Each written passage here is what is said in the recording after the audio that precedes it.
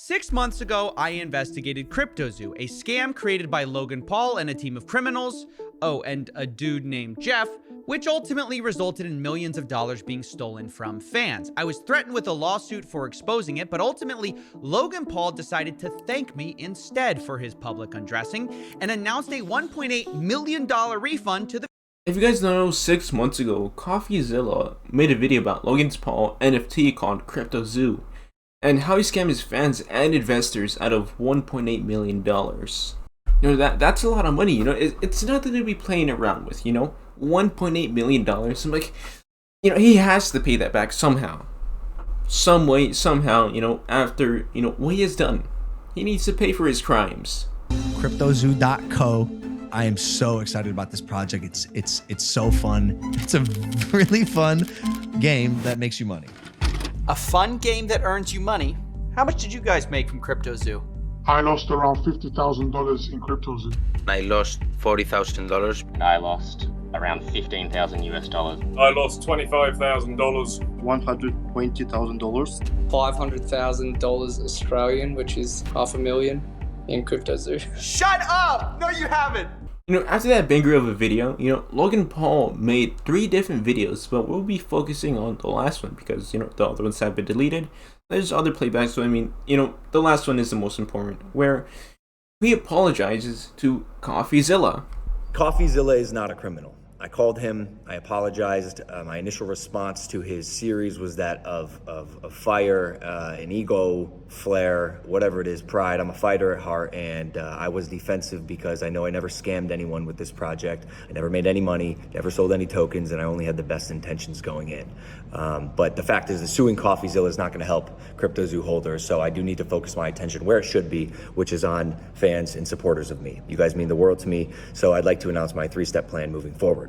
Step 1, Jeff and I are going to burn our Zoo tokens so we have no financial upside in the game and it will add value to holder tokens.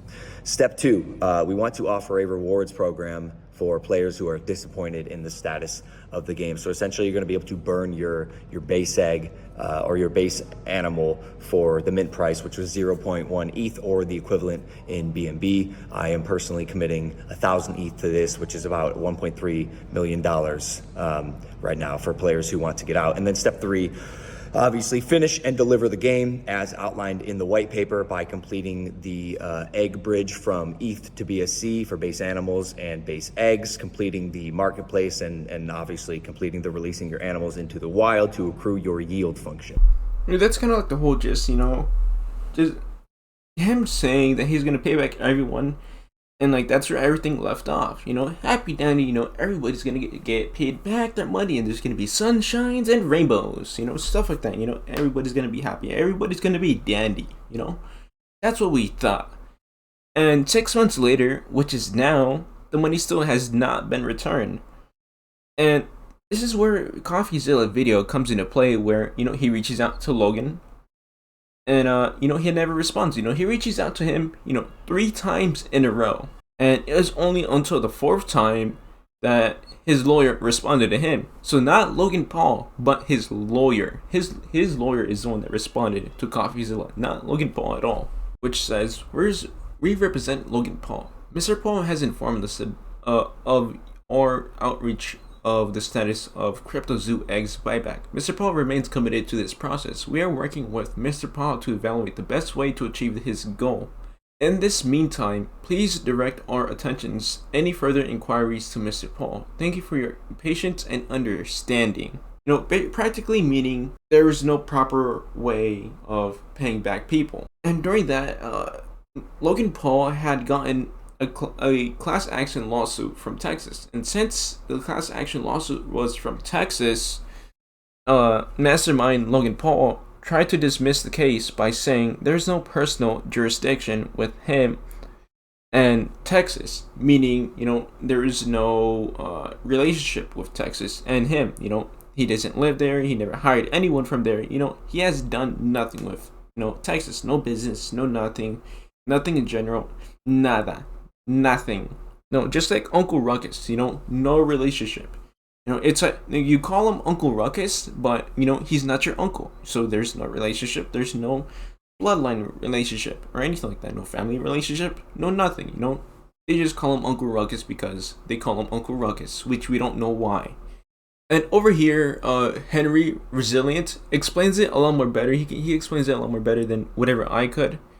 And you know, this is just basically this document that he's reading over here basically just says like whatever class action lawsuit that they were having, stuff like that. You know, the where they had their pants, you know, down. You know, where they got caught, where they got. You know, better case for arguing personal jurisdiction.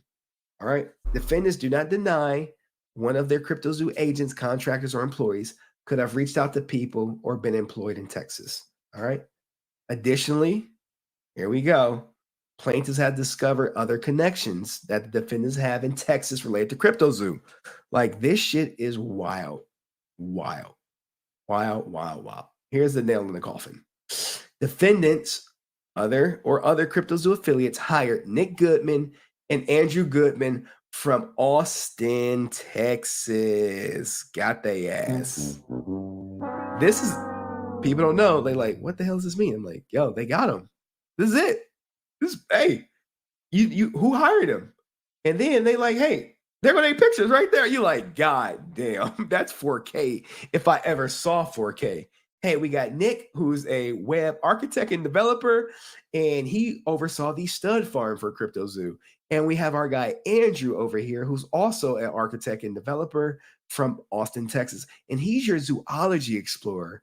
yeah, that's kind of like where everything is. You know, they were caught red-handed. They were caught with their pants down. You know, flicking the bean. You know, everything hanging out. Click. There's the picture. You know, or there's the video, whichever one. You know, and you know, just basically showing that, you know, Logan Paul and whoever else was, you know, involved with this is guilty of, you know, stealing $1.8 million out of investors and their fans, you know. And my question, I guess, a question for both sides, you know. For the investors, you know, why would you invest in something like that, you know? Oh, this is going to go up, you know. It's like investing into, you know, Squid Game crypto coins, you know. Obviously it's going to be a joke. Obviously it's not a joke, but obviously, oh yeah, a joke, and obviously it's going to be a scam. He's like, if you invest into something like that, what are you doing if your brain, you know? And just stick with the main two, you know, Bitcoin and Ethereum, or I don't know, Shiba Inu or something like that. I don't know. Don't ask me. I'm not a financial advisor. I'm not a crypto wizard, you know. I'm none of those. I mean, like, why would you invest into some random cryptocurrency that no one has ever heard of? You know, why? Like a Buttcoin or like something coin or just a random NFT. Why would you invest into a random NFT? And that was like kind of like the end of the peak, or like around the peak of you know, like NFTs and cryptocurrency and stuff like that. So it was kind of weird. You know, why are you gonna invest into something like that whenever, you know, a lot of them are just going to be not valued at all. They're going to be valueless. You know, they're not going to have any value at all. You know, I just don't get it. I ran a picture online, and then, oh, it's going to be worth a lot of money. Oh, and if you're going to say that with Bored Apes, I'm like, fine. You're spending a whole bunch of money on a picture that you don't even own. I mean, it has value. I mean, why not? You know. I said, I'm not a crypto wizard. I'm not a financial advisor. Don't listen to me. There's just, I don't know. I don't know what was going through their brains. But I mean, at the end of the day, still just Logan Paul. And like, what? Why would you scam your fans, you know, out of something like this? You know, it's like after your grandma made you like a hot chocolate and then you just slap her across the face. Even though she's been saying, hey, you're strong, you're a big boy, you know, I know you can achieve.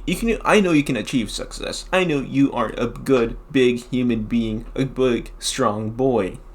And then you just slap her across the face. And then why? You know, why would you do that to your fans? You know, why would you scam your fans? Why would you scam the people that have supported you only from the beginning, only from Vine to now? You know, why would you do that? And that's severely disrespectful to your fans. And not only that, you know, that kind of just shows you how you are as a human being and what type of self-respect you have, you know? Anyways, I think I'm done rambling about this situation. Anyways, I will talk to you guys later.